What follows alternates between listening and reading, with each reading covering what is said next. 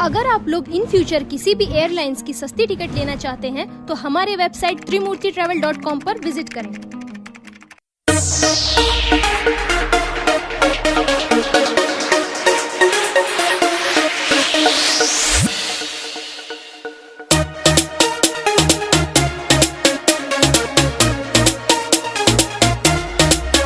रोज मेरे गली में ये स्टाइल झाड़ते हो,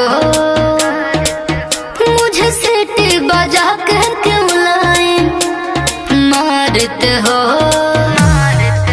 रोज मेरे गली में ये स्टाइल झाड़ते हो,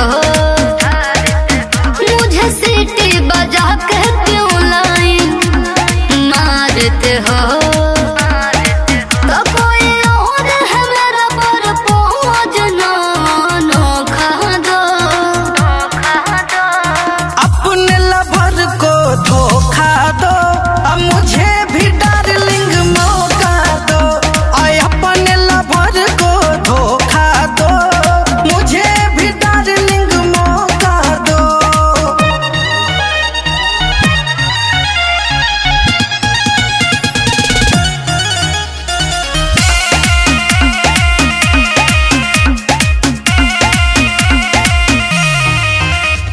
खर्चा मेरा उठाओगे क्या, शॉपिंग डिनर कराओगे क्या, बोलो कर लोगे।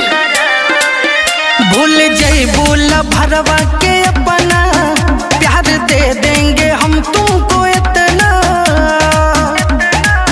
वो दिल है बाबू तुम जिसके खोखा हो, अपने लवर को धोखा दो, अब मुझे भी डार्लिंग मौका दो। आय अपने लवर को धोखा दो, मुझे भी डार्लिंग मौका दो।